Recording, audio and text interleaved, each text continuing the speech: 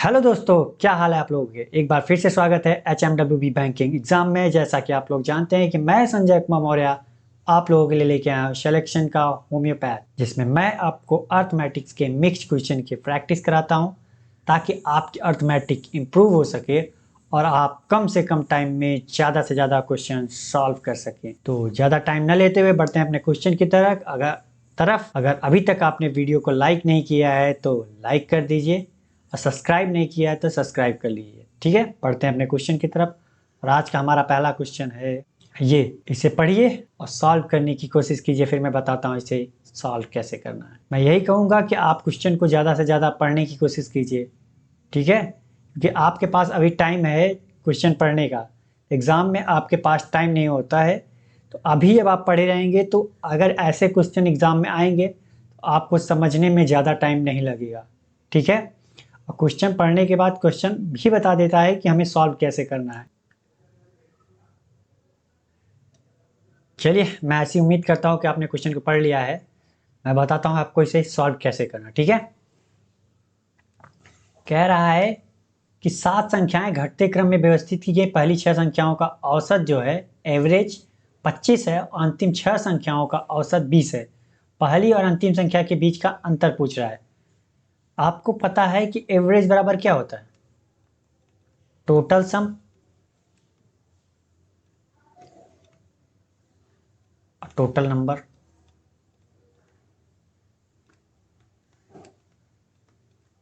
ठीक है, total sum average बराबर total sum upon total number. ठीक है, हम मान लेते हैं कि 7 संख्याएं हमारी कौन सी है। अब हमें तो पता नहीं है एग्जैक्टली कि एक कम है कि दो कम है कि तीन कम है, मतलब ये कह रहा है घटते हुए क्रम में, तो कुछ भी हो सकता है। तो हमने क्या मान लेते हैं इनको, A B C D E F और जी, ये 7 संख्याएं हो गई हमारी। ठीक है, कह रहा है कि पहली छह संख्याएं कौन सी होंगी, ये 6 संख्याएं होंगी पहली। तो इनका एवरेज जो है 25 है। एवरेज कितना है? 25 है। टोटल संख्याएं कौन कौन सी हैं, इनका सम कर लेते हैं। A plus B plus C plus D plus E plus F. संख्याएं कितनी हैं टोटल? 6। तो इनका टोटल सम का आ गया, कितना आ जाएगा? A plus B plus C plus D plus E plus F. 25 छक्का 150। इसी प्रकार और अंतिम 6 संख्याओं का औसत 20 है। अंतिम 6 संख्याएं कौन सी होंगी? B plus C plus D plus E plus F plus G. ठीक है, तो इनका क्या है कि एवरेज कितना है? 20 है। टोटल संख्याएं कितना है? अब भी 6 है। तो कितना हो गया ये? 25 छक्के 150। तो अब क्या करते हैं, हम इनको इसमें घटा देते हैं तो हमें मिल जाएगा क्या? ए माइनस सी, पहली संख्या और अंतिम संख्या। क्योंकि यहाँ से पहली संख्या मिल जाएगी, यहाँ से अंतिम संख्या के बीच का अंतर मिल जाएगा, नहीं मिल जाएगा हमें। तो हमारी पहली संख्या यहाँ से क्या है, घटा देते हैं। जब हम घटाएंगे तो यहाँ क्या होगा? बी से बी कैंसिल हो जाएगा क्योंकि ये प्लस में है, ये माइनस में आएंगे सारी। सी से सी कैंसिल, डी से डी कैंसिल, ई से ई कैंसिल हो जाएगा, एफ से एफ कैंसिल। तो यहाँ बचेगा क्या? ए माइनस जी। और यहाँ क्या बचेगा? सॉरी, यहाँ वो 120 होगा। कितना? 120। तो 60 दुना 120 में से कितना आएगा? 30 आएगा। और हमसे पूछा क्या है? ए माइनस जी तो पूछा है। पहली संख्या ये है और अंतिम संख्या कौन सी है? ये पहली संख्या, ये अंतिम संख्या ये, इसके बीच का अंतर आ गया। तो कौन सा आंसर सही है हमारा? ये ई वाला। ठीक है, तो अगर ऐसे क्वेश्चन पूछे तो आपको इतना प्रोसेस नहीं करना है। ठीक है, अगर शुरू की संख्याएं दे रखी हो उनका एवरेज और लास्ट के एवरेज दे रखी हो तो क्या करते हैं, हम डायरेक्ट ये करते हैं, उनके एवरेज में उनके नंबर से गुणा कर देंगे और फिर लास्ट के एवरेज में उनके नंबर से गुणा कर देंगे। पहले और मतलब जो दोनों का अंतर आएगा वही हमारा क्या होगा? पहली संख्या और दूसरी संख्या डायरेक्ट। और ये तभी पॉसिबल है जब प्रैक्टिस करेंगे, क्योंकि तब देखते ही आपके माइंड में आ जाएगा कि ये ऐसे होगा। ठीक है, ये तो मैंने समझाने के लिए आपको इतनी लंबे प्रोसेस बताया। ठीक है, बढ़ते हैं अगले क्वेश्चन की तरफ। और अगला क्वेश्चन हमारा है ये। आप इसे पढ़िए, फिर मैं बताता हूँ इसे सॉल्व कैसे करना है। आप पहले इसे ध्यानपूर्वक पढ़िए और देखिए कि इसमें क्वेश्चन में दिया क्या है और कहना क्या चाहता है, ठीक है। ये बात सबसे अच्छी होनी चाहिए आपके दिमाग में कि क्वेश्चन पढ़ना है हमें।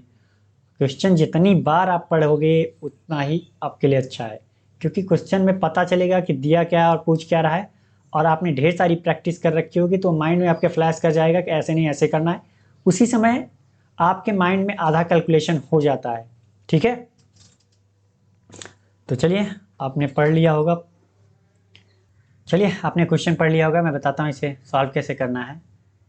कह रहा है यदि राजवीर के पास 3 प्रकार के बिस्किट है 4, 5, 6 के अनुपात में और इनकी संख्या का एलसीएम जो है वो 60 है, 360 है, तो उनके पास सबसे अधिक और सबसे कम बिस्किट की संख्या के बीच का अंतर कितना होगा।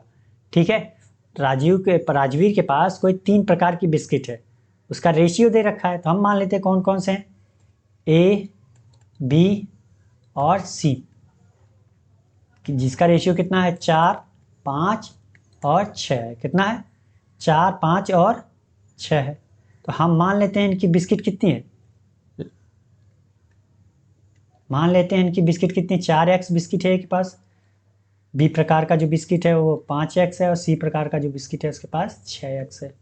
ठीक है, कह रहा है इनकी संख्याओं का एलसीएम, यहाँ एलसीएम दे रखा है, अगर मैं इनकी संख्या, ये हमारी संख्या हो गई, अगर मैं इनकी एलसीएम निकालना चाहूँ तो कितना आएगा, 4x, 5x और 6x।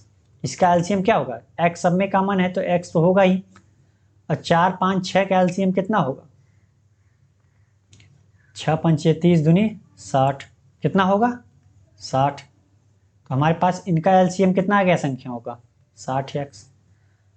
और जो इनकी संख्याओं का एलसीएम क्वेश्चन में दे रखा है वो कितना दे रखा है, 360। तो ये भी हमारा एलसीएम, ये भी हमारा एलसीएम, तो दोनों क्या हो जाएंगे आपस में बराबर। तो 60x बराबर कितना, 360, 360, तो x बराबर कितना आ जाएगा 6, कितना आ गया हमारा 6। आगे कह रहा है तो उनके पास सबसे अधिक और सबसे कम बिस्किट की संख्या के बीच का अंतर, सबसे अधिक और सबसे कम डिफरेंस पूछ रहा है, तो डिफरेंस पूछ रहा है तो सबसे अधिक बिस्किट किसके पास है 6x, क्योंकि x सब में कॉमन है, अगर इसका हम ले लेते हैं 6 रख देते हैं तो ये कितना हो जाएगा 36, और सबसे कम इसके पास होगा 6, 6, 24।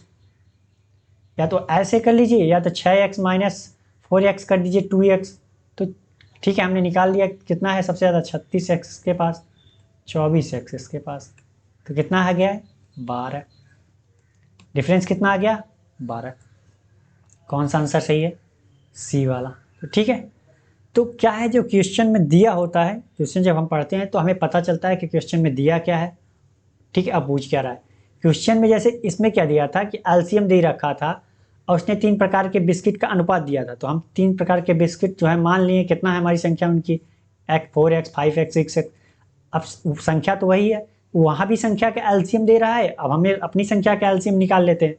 ठीक है, हम अपनी संख्या का एलसीएम निकालें तो 60x आया।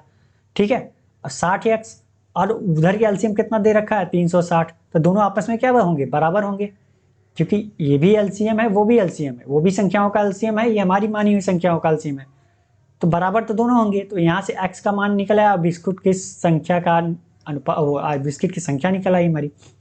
ठीक है, और उसके बाद हमने डिफरेंस निकाल दिया। तो समझ में आ गया होगा, बढ़ते हैं अगले क्वेश्चन की तरफ। और अगला क्वेश्चन हमारा है ये, इसे आप पढ़िए और सॉल्व करने की कोशिश कीजिए, वीडियो रोक के, फिर मैं बताता हूँ इसे सॉल्व कैसे करना है। सबसे पहले इंपॉर्टेंट बात यह है कि आप क्वेश्चन को पढ़िए, ज़्यादा से ज़्यादा पढ़ने की कोशिश कीजिए, मैं यही कहूँगा, क्योंकि अभी जब आप क्वेश्चन को पढ़ने की कोशिश करेंगे तो आपको समझ में आएगा क्वेश्चन दिया क्या है और पूछ क्या रहा है। ये चीज़ें जब आपको समझ में आ जाती हैं तो आधा क्वेश्चन आपके माइंड में हो जाता है, ये मैं हमेशा कहता हूँ। ठीक है, तो चलिए पढ़िए आप।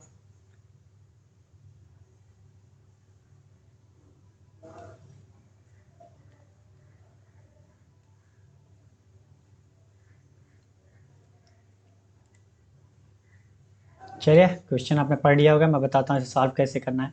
कह रहा है राजेश और संजय की मासिक वेतन, इसकी राजेश की और संजय की।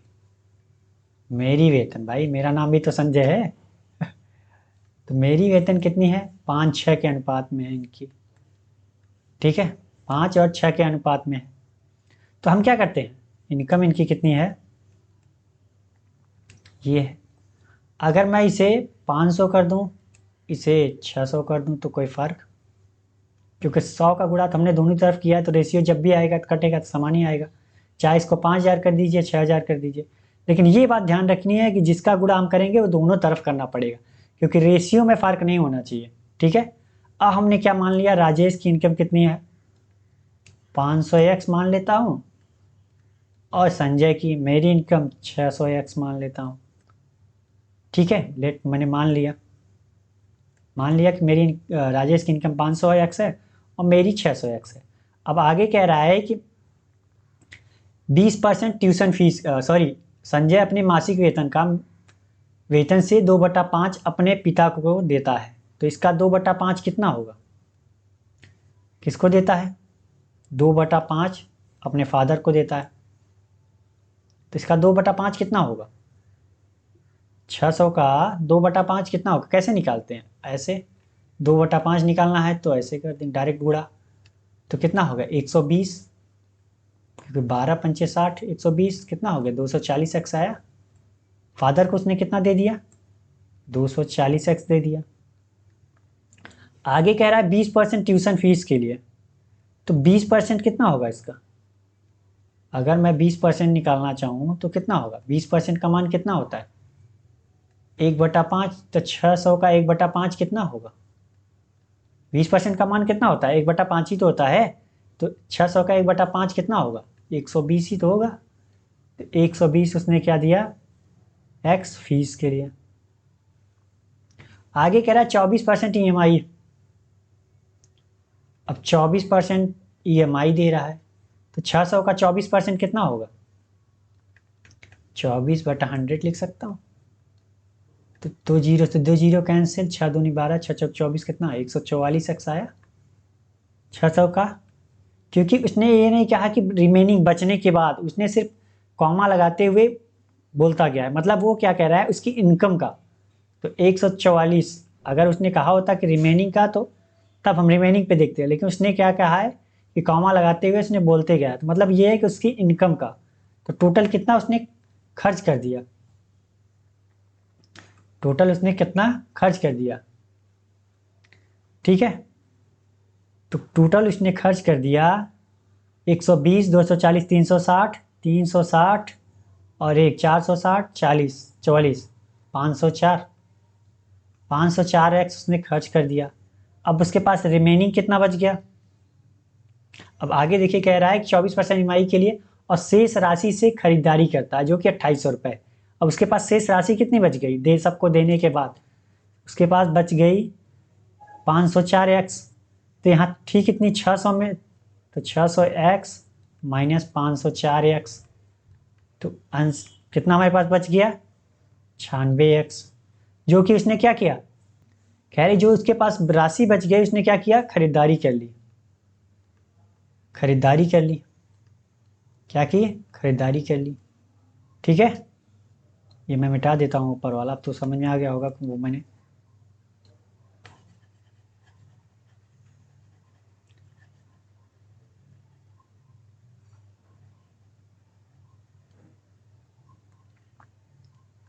ठीक है, 96x की खरीदारी कर ली, लेकिन वो कह रहा है कि जो अमाउंट था, हमारा अमाउंट तो 96x था और उसका जो अमाउंट था वो 2880 रुपये था।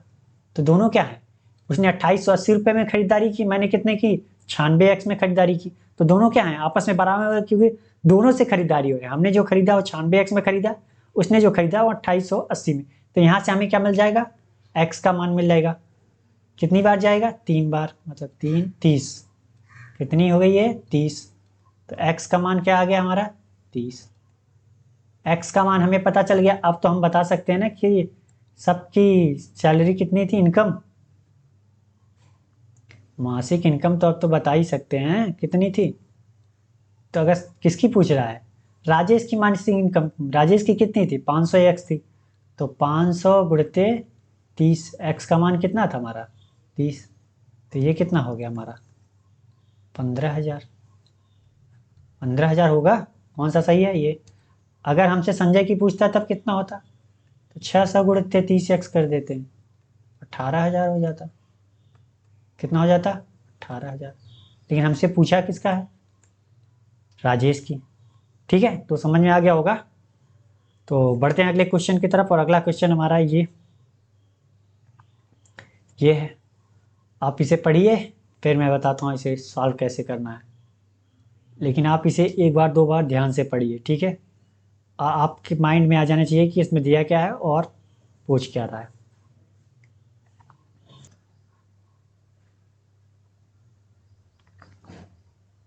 चलिए, आपने पढ़ लिया होगा, मैं बताता हूँ इसे सॉल्व कैसे करना है। कह रहा है प्रीतम की बचत और व्यय का अनुपात, मतलब उसकी सेविंग और एक्सपेंडिचर का रेशियो दे रखा 3:5, जबकि उसकी आय में 40% की वृद्धि की जाती है। उसकी इनकम जो है, उसकी इनकम में 40% की वृद्धि की जाती है बाद में, तो उसके व्यय में भी 40% की वृद्धि होती है। मतलब उसकी एक्सपेंडिचर जो खर्चा करता है उसमें भी 40% की वृद्धि करता है, जिससे उसकी बचत में 2160 रुपये की वृद्धि होती है। पहले जो बचत होती थी, बाद में जो बचत होती है, उसके बीच का जो अंतर है वो 160 है। मतलब पहले जो बचत होती थी उससे 2160 रुपये अब ज़्यादा बचत होती है। तो उसकी बढ़ी हुई आय ज्ञात करनी है हमें, ठीक है। इनकम बतानी है कि उसकी बढ़ने के बाद 40% इसकी इनकम क्या थी। क्वेश्चन यही कह रहा है। चलिए,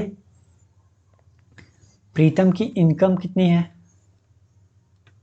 इनकम, सेविंग, चलिए एक्सपेंडिचर और सेविंग कितनी है प्रीतम की। ठीक है, तो हमने बना लिया ये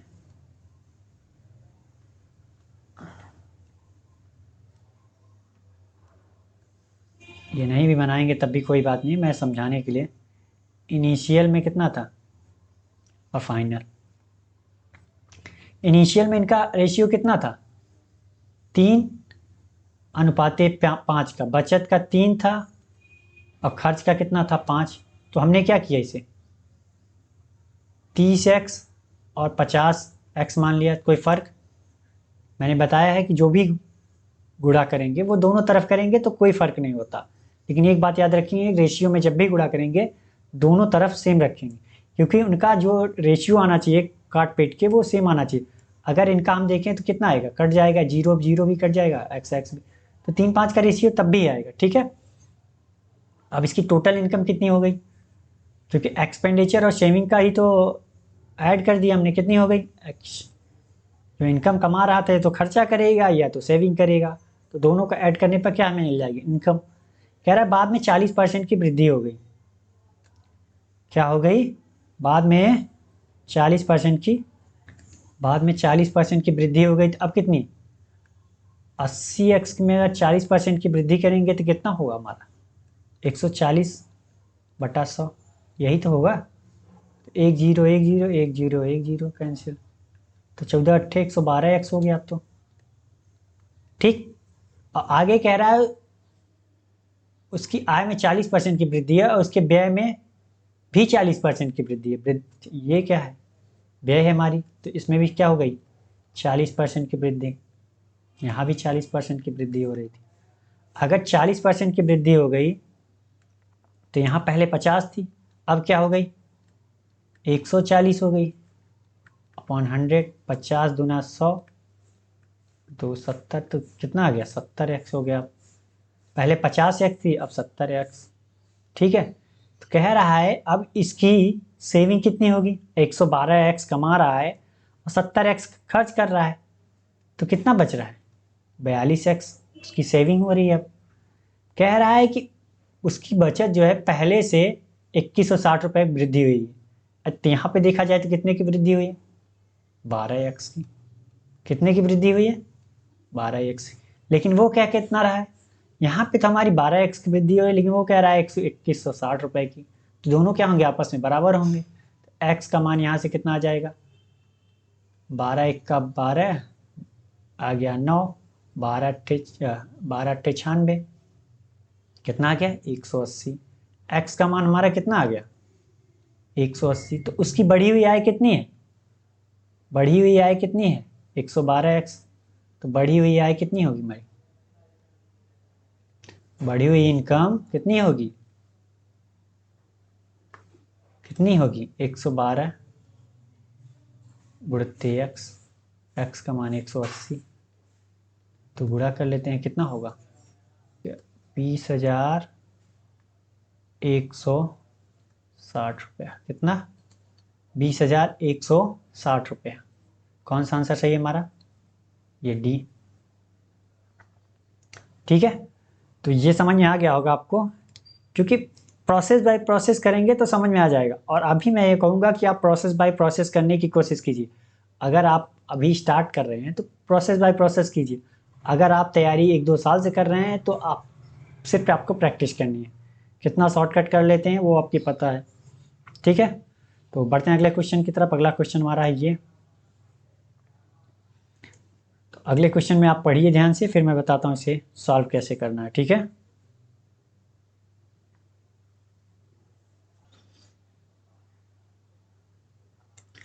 चलिए आपने पढ़ लिया होगा, मैं बताता हूँ इसे सॉल्व कैसे करना है। कह रहा है एक सिनेमा हॉल के प्रवेश टिकट में 5:8 के अनुपात में वृद्धि की गई, जिसके कारण दर्शकों की संख्या में 9:7 के अनुपात में घट गई। यदि वृद्धि के बाद दैनिक संग्रह, टोटल रेवेन्यू वृद्धि के बाद, जो हम वृद्धि कर रहे हैं उसके बाद क्या टोटल रेवेन्यू हमारा 16,520 रुपये है, तो इनिशियल रेवेन्यू हमारी क्या थी वो बतानी है हमको। ठीक है,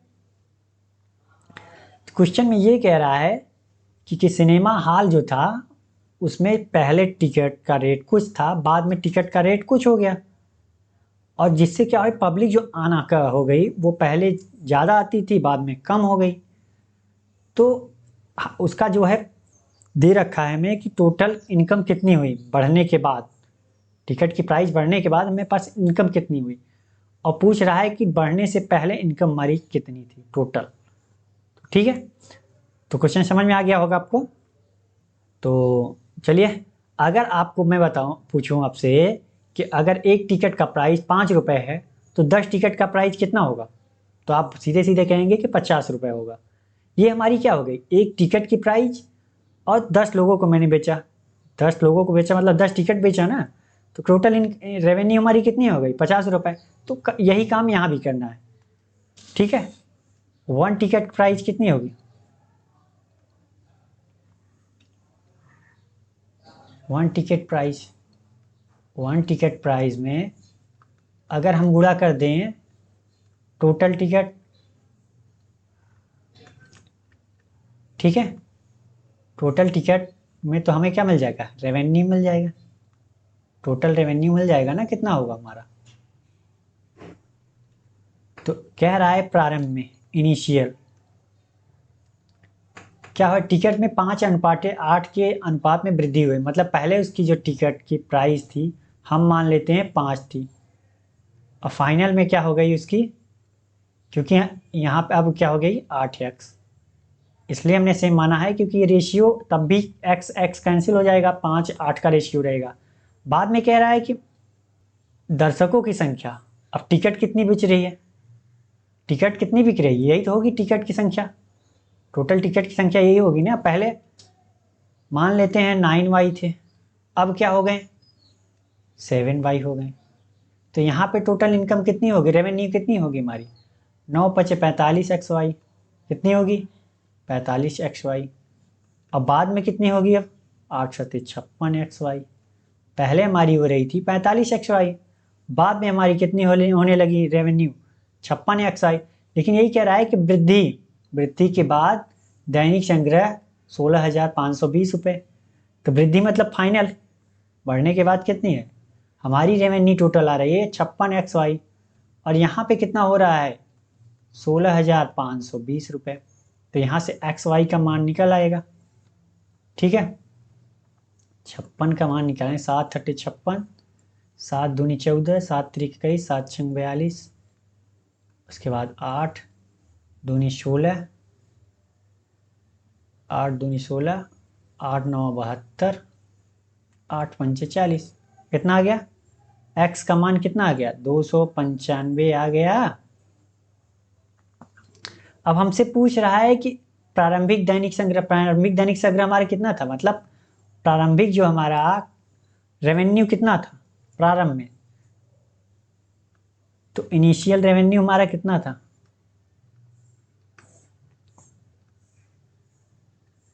इनिशियल रेवेन्यू हमारा कितना था? 45 एक्स वाई। तो एक्स वाई का मान पता ही है हमें, 45 295 एक्स वाई, तो कितना आ जाएगा हमारा? आ जाएगा यहाँ से 13,275। कितना? 13,275 रुपये। ठीक है, तो समझ में आ गया होगा। बस आपको ये याद रखना है कि एक टिकट की प्राइस इतनी थी, हमने 10 टिकट बेची तो टोटल रेवेन्यू वो हो गया। बाद में टिकट की संख्या, टिकट का प्राइस बढ़ गया तब, और क्या हुआ, पब्लिक कम आना हो गई तो उसका मल्टीप्लाई कर देंगे तो टोटल रेवेन्यू तब। और तो बाद के रेवेन्यू दे रखा है उसने, तो वहाँ से हम एक्स वाई का मान निकाल लिए और उसके बाद पहले वाले में रख दिए। ठीक है, समझ में आ गया होगा। बढ़ते हैं अगले क्वेश्चन की तरफ। अगला क्वेश्चन हमारा ये है, आप इसे पढ़िए फिर मैं बताता हूँ इसे सॉल्व कैसे करना है। ठीक है,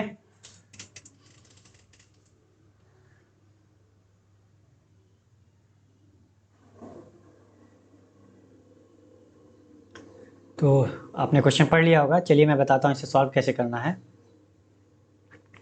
कह रहा है एक स्कूल में कुछ शिक्षक और छात्र हैं। यदि 5 शिक्षक छुट्टी पर चले जाते हैं तो प्रत्येक शिक्षक के पास 4 छात्र रह जाते हैं, और इसके बाद 30 छात्र भी छुट्टी पर चले जाते हैं। 4 शिक्षक के जाने साथ 4 शिक्षक के सॉरी 4 प्रत्येक शिक्षक के पास 4 छात्र रह जाते हैं। इसके बाद 30 छात्र भी छुट्टी पर चले जाते हैं और प्रत्येक शिक्षक के पास 1 छात्र रह जाता है। तो बताइए उस स्कूल में प्रारंभ में कुल कितने छात्र थे। ठीक है, हम मान लेते हैं हम टोटल स्टूडेंट कितने रहे होंगे। टोटल स्टूडेंट इनिशियल में कितने रहे होंगे? x, और टीचर मान लेते हैं y रहे होंगे। कह रहा है यदि 5 शिक्षक मतलब 5 टीचर चले गए तो अगर एक टीचर पे टोटल स्टूडेंट्स अपॉन टीचर से भाग देंगे तभी तो पता चलेगा कि एक टीचर पे कितने स्टूडेंट आ रहे हैं। तो total student upon total teacher, तो एक टीचर पे कितने स्टूडेंट आ रहे हैं पता चल जाएगा। लेकिन वो कह रहा है कि 5 शिक्षक चले गए, मतलब पहले y थे, अब कितने रह गए? 5 माइनस वाई। और तो पर पे कितना आ गए? पर टीचर पे कितने स्टूडेंट आ गए? 4। इक्वेशन नंबर 1 मान लेते हैं, सॉल्व कर लेते हैं इसे। तो x बराबर क्या आ जाएगा यहाँ से? 4y माइनस 5 होगा 20, 1 मान लिया इसे हम। इसके बाद कह रहा है कि 30 छात्र भी छुट्टी पे चले गए। अब क्या हुआ कि छात्र थे पहले 30 x, अब 30 चले गए तो कितने बच गए? x minus 30। टीचर कितने थे? y माइनस 5, क्योंकि 5 तो जा चुके थे पहले ही। अब इनके पास पर टीचर कितने स्टूडेंट आ गए? x। तो यहाँ सॉल्व कर लेते हैं, x माइनस 30 y माइनस 5। तो x माइनस वाई बराबर कितना आ गया? ये 30 इधर जाएगा प्लस ये माइनस, x माइनस वाई बराबर कितना आ गया? 25। कितना? 25। इक्वेशन नंबर 2 अब सॉल्व कर लीजिए। यहाँ से x का मान रखेंगे तो कितना आएगा? 4y माइनस वाई है ये है, और 4y माइनस 20 20 माइनस वाई है ये है, और यहाँ 25। यहाँ कितना बचेगा? 3y। ये 20 इधर जाएगा तो कितना हो जाएगा? 45। तो y का मान कितना आ जाएगा? 15। y का मान 15 आ गया तो x का मान कितना आ जाएगा? यहाँ पे रख देंगे, 15 चौका 60 में से 20 गया 40। x और y का मान हमें क्या होगा पता चल गया। तो उस स्कूल में प्रारंभ में कुल कितने छात्र थे? छात्र हमारे कौन से थे? ये 40। तो कौन सा है? सी। ठीक है, तो ये बहुत हार्ड नहीं था, बस थोड़ा सा सॉल्व करने वाला क्वेश्चन था, तो आपने सॉल्व कर लिया होगा। तो बढ़ते हैं अगले क्वेश्चन की तरफ, और आपको समझ में आ गया होगा ऐसा उम्मीद करते हैं हम। अगर नहीं समझ में आया तो कमेंट बॉक्स में आंसर कीजिएगा, मैं बताऊंगा कि कैसे करना है फिर से वापस, ठीक है। चलिए अगला क्वेश्चन आप पढ़िए, फिर मैं बताता हूँ इसे सॉल्व कैसे करना है, ठीक है।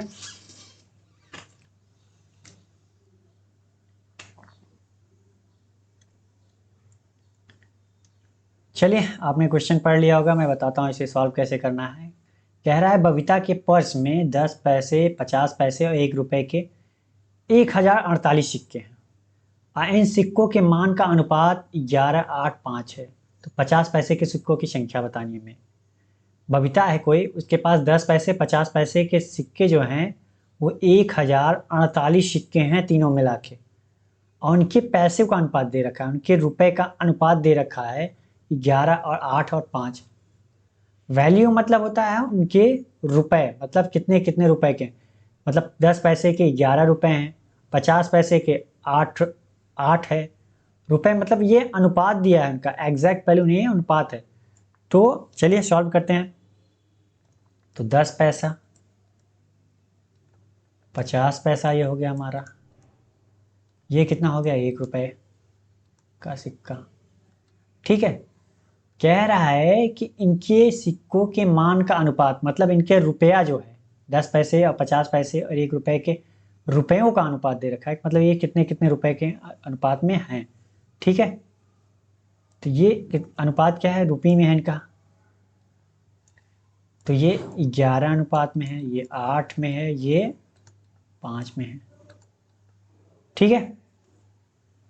अब हम मान लेते हैं कि इनके रुपए कितने हैं, 11 रुपए हैं, इनके कितने हैं 8x, और ये कितने हैं 5x। अब रुपए में मान लिया हमने कि इतने इतने रुपए, 10 पैसे के 11 रुपए हैं, 50 पैसे के 8x रुपए हैं, और 1 रुपए के 5x रुपए हैं, ठीक है।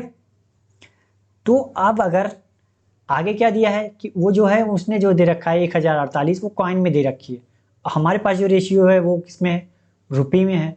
तो हम क्या करते हैं, इसको भी कॉइन में बदल लेते हैं। कॉइन में बदलने के लिए क्या करना पड़ेगा, अगर 10 पैसे का सिक्का है और 1 रुपए में कितने कॉइन होते हैं उसमें, 10 पैसे का अगर सिक्का है तो 1 रुपए में कितने कॉइन होंगे, 1 रुपए मतलब 100 पैसे, तो 100 पैसे में 10 के कितने कॉइन होंगे 10, ठीक है। तो 11 रुपए में कितने कॉइन हो जाएंगे टोटल 11x, और पर रुपए में 10 कॉइन, तो कितने कॉइन 11 गुणित 10। अब 1 रुपए में देखा जाए तो 50 पैसे के कितने कॉइन होते हैं, 2 कॉइन होते हैं, तो 8x रुपए में कितने कॉइन हो जाएंगे 16x हो जाएंगे, ठीक है। और 1 रुपए का कॉइन 1 रुपए में तो एक ही होता है, तो 5 सीधा 5x हो जाएगा। तो यहां से देखा जाए तो टोटल कॉइन कितने हैं 10 पैसे के 110x, और ये कितना है 16x, ये कितना है 5x। अब हमें हमारे पास क्या आ गई, टोटल कॉइन आ गई, टोटल कॉइन आ गई। टोटल कॉइन हमारे पास कितनी है, टोटल कॉइन हमारे पास कितनी हो गई 110, 16 और 5, 16 5 21 10 131x, कितनी 131x। टोटल कॉइन हमारे पास कितनी आ गई 131x। आगे दे रखा है इसने कितना टोटल कॉइन 1048।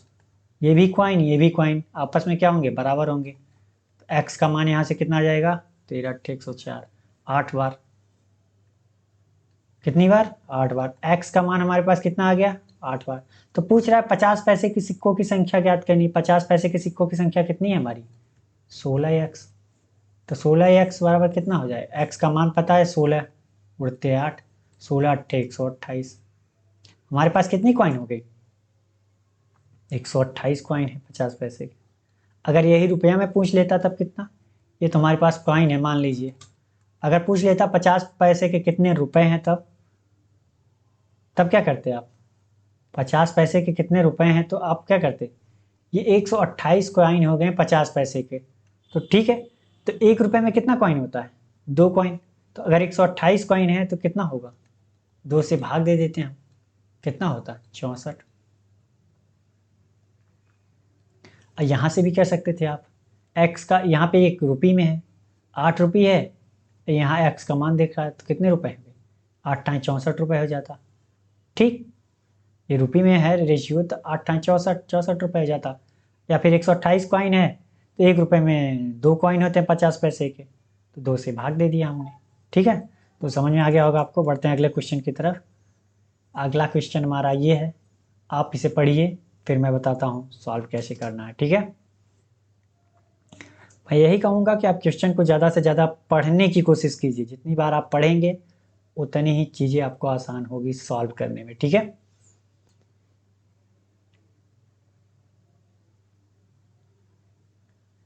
चलिए, आपने क्वेश्चन को पढ़ने की कोशिश की होगी और पढ़ भी लिया होगा, मैं ऐसी उम्मीद करता हूँ। तो मैं बताता हूँ इसे सॉल्व कैसे करना है। कह रहा है ABC ने 5:12:9 में अनुपात की पूंजी की इन्वेस्ट की। ABC, A, B और C है भैया। इन्वेस्ट कितना किया है इनका, इन्वेस्टमेंट रेशियो कितनी है, 5:12:9 में। ठीक है, और कह रहा है कि व्यवसाय के अंत में उन्हें 5:6 के अनुपात में लाभ प्राप्त हुआ। प्रॉफिट कितना हुआ, 5:6 और 9 के अनुपात में उन्हें प्रॉफिट प्राप्त हुआ। तो हमसे पूछ क्या रहा है, हमसे पूछ रहा है कि ABC के समय का अनुपात, मतलब समय पूछ रहा है, टाइम पूछ रहा है हमसे। तो एक बात आपको पता है कि इन्वेस्टमेंट इनटू टाइम का रेशियो क्या होता है, प्रॉफिट होती है। इन्वेस्टमेंट और टाइम का जो हम मल्टीप्लाई करते हैं वो किसकी रेशियो आती है, प्रॉफिट की रेशियो आती है, ना कि एग्जैक्ट वैल्यू। ठीक है, तो हमारा इन्वेस्टमेंट भी दिया है, अगर मैं टाइम का रेशियो निकालना चाहूँ तो प्रॉफिट अपॉन इन्वेस्टमेंट कर सकता हूँ। ठीक है, तो प्रॉफिट का रेशियो कितना दिया है हमारा, A, B और C का प्रॉफिट का रेशियो कितना है, 5, 6 और 9 है। और इन्वेस्टमेंट का रेशियो कितना है, 5, 12 और 9 है। अब हमें टाइम का रेशियो मिल जाएगा, तो कितना होगा, भाग दे देते हैं इसमें यही तो करेंगे यहाँ पे। प्रॉफिट में इन्वेस्टमेंट से भाग दे दिया तो कितना आ गया, 5 में 5 से भाग गया 1, 6 में 12 से भाग दिया तो कितना आ जाएगा, 1/2। तो यहाँ पे कितना आ जाएगा, 9 में से 9 भाग दिया 1। अब इसे सॉल्व कर लेते हैं तो कितना आ जाएगा, 2, 1, 1 का रेशियो, 2 का रेशियो आ गया हमारा, 2, 1, 2 का रेशियो आ गया ABC का। आगे कह रहा है यदि B ने 6 महीने के लिए निवेश किया तो 1 यूनिट का मान 6 आ रहा है, तो 2 यूनिट का मान कितना आ जाएगा, 12। यहाँ भी 2 यूनिट का मान कितना आ जाएगा, 12। ठीक है, तो कह रहा है A और C के निवेश के समय का अनुपात, एवरेज पूछ रहा है A और C का। तो A का टाइम कितना था, 12। B का कितना था, 12। एवरेज पूछ रहा है तो दो संख्याएं हैं तो दोनों से भाग दे देते हैं, कितना आ जाएगा, 12।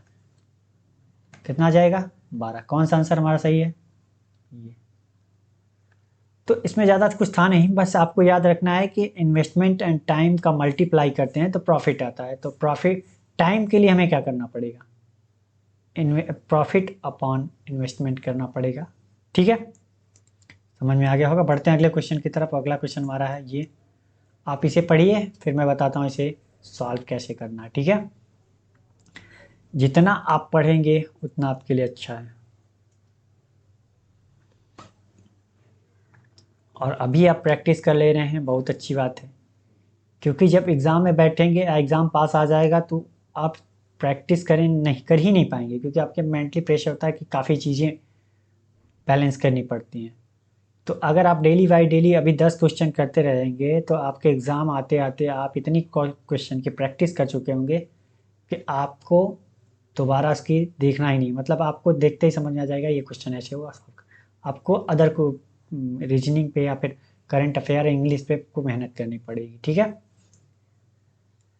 चलिए, आपने पढ़ लिया होगा, मैं बताता हूँ इसे सॉल्व कैसे करना है। कह रहा है कि 6800 रुपये 3 वर्षों के लिए चक्रवृद्धि ब्याज क्या होगा यदि पहले 2 वर्षों के लिए ब्याज 10% और अंतिम 1 वर्ष के लिए 25%। तो इसका मैं 2 मेथड बताता हूँ, बेसिक और ट्रिक।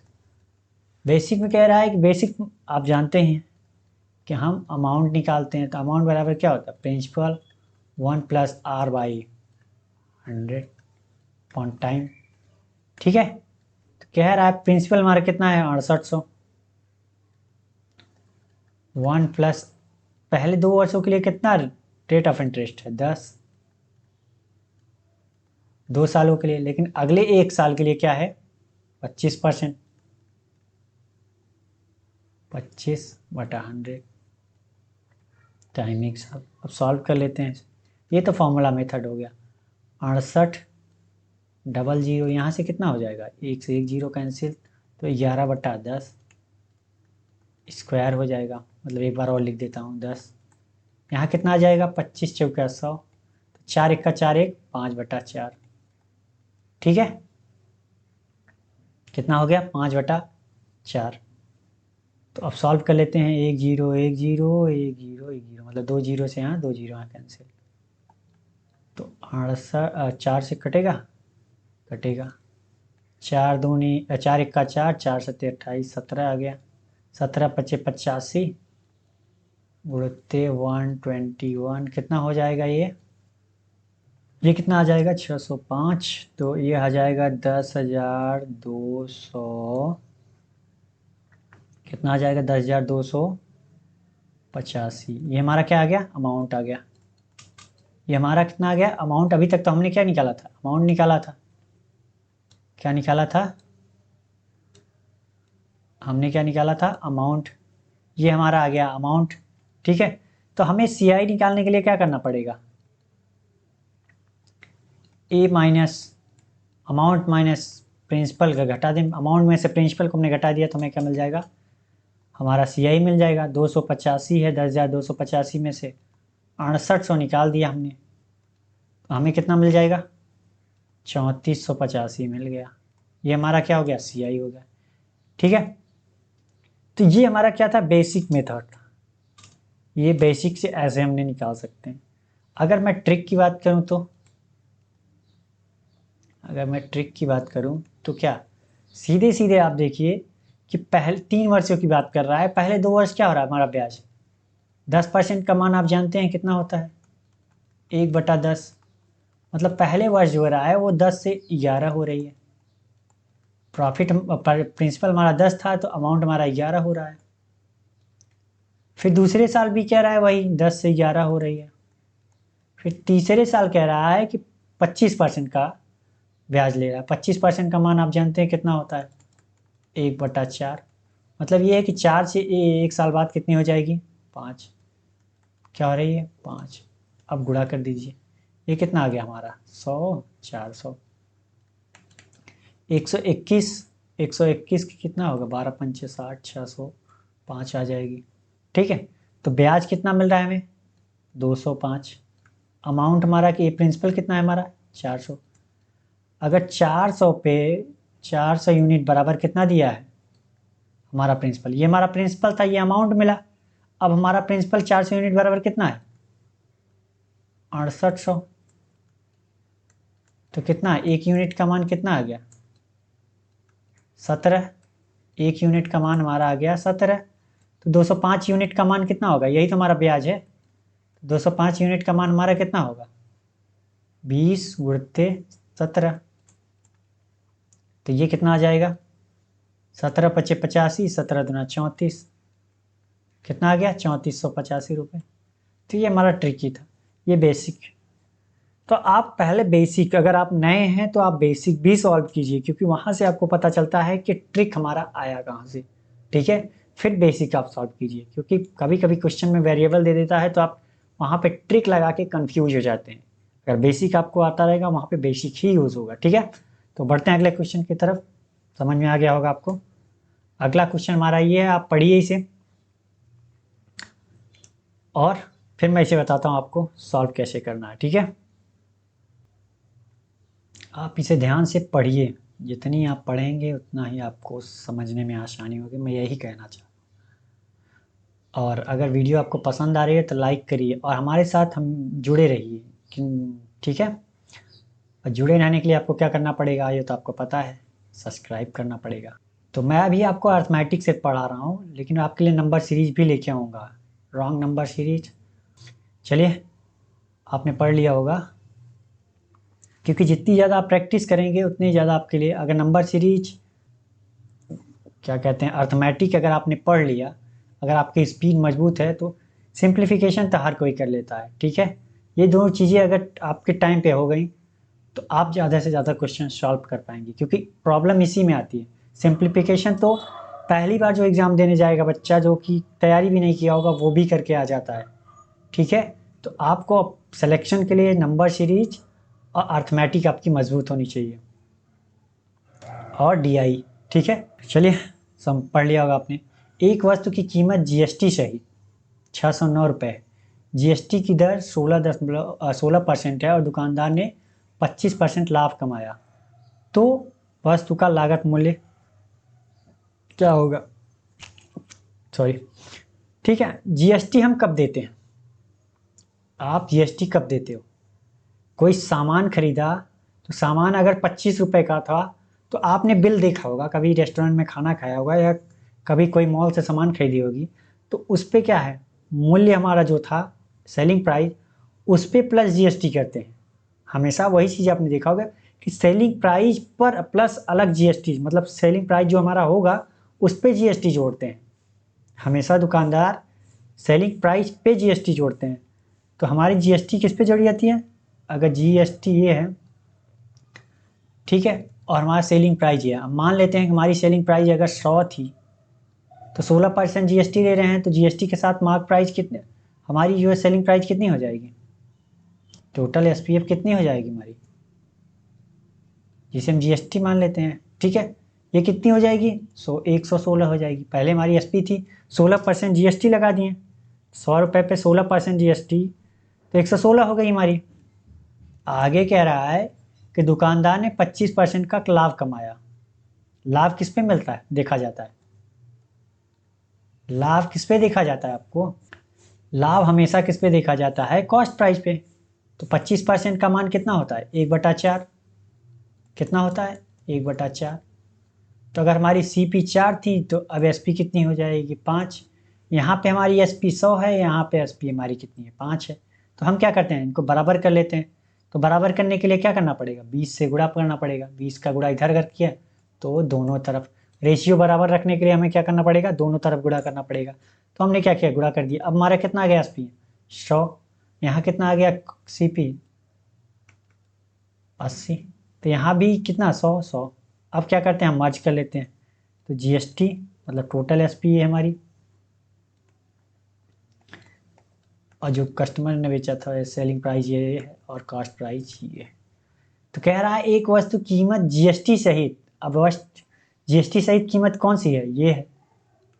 तो कितनी है, 609। सॉरी, मर्ज करना था पहले। यहाँ 116, ये एसपी 100 आ रही है, ये कितनी है, 80।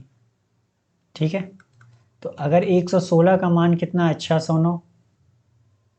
ठीक है, तो 116 यूनिट का मान 609 रुपये है, तो 1 यूनिट का मान कितना होगा, आप बताओ। 1 यूनिट का मान कितना होगा, 609/116। काट देते हैं, कितने से कटेगा, 4। 4 से नहीं कटेगा, 3। 3 से कटेगा, 3 दूनी 6, ये तो कट जाएगा। 3 त्रिक्का 9, 3 से ये नहीं कटेगा। ये किससे कटेगा, 29 से कटेगा शायद। 29, 29 29 चौका, 29 दूना 58, दूना 116, 29 दूना 58, 29 दूना 58, कितना आ गया ये, 21/4। 1 यूनिट का मान कितना आ गया, 21/4। तो हमसे पूछ क्या रहा है, वस्तु की लागत, कॉस्ट प्राइस कितनी है। कॉस्ट प्राइस कितनी है हमारी, 80। तो 1 यूनिट का मान 21/4, तो 80 यूनिट का मान कितना आ गया, 21 का 80/4 से गुणा कर देते हैं। 4 दूनी 8, तो 20 21 का कितना, 20 400, तो कितना हो जाएगा ये, 420। 420 आ गया हमारा क्या, कॉस्ट प्राइस। तो कौन सा आंसर सही है हमारा, जी। ठीक है, क्या क्या परसेंटेज में दिया हो तो उसको आपको ध्यान देना है कि किस पे छूट मिलती है, किस पे हमें प्रॉफिट लेते हैं, किस पे डिस्काउंट देते हैं। तो ये चीज़ें आपको कंफर्म होनी चाहिए और ये तभी पॉसिबल है जब आप प्रैक्टिस करोगे, ठीक है। तो आज के लिए बस इतना ही है। अगर ये वीडियो आपको पसंद आई हो तो लाइक करें और अपने दोस्तों के साथ शेयर करें। अगर अभी तक आपने सब्सक्राइब नहीं किया तो प्लीज़ सब्सक्राइब कर लीजिए, ताकि मेरा भी मोटिवेशन बना रहे, मैं आपको डेली बाय डेली पढ़ाता रहूँ, ठीक है। तो आज के लिए बस इतना ही। थैंक यू, बाय बाय, मिलते हैं नेक्स्ट वीडियो में।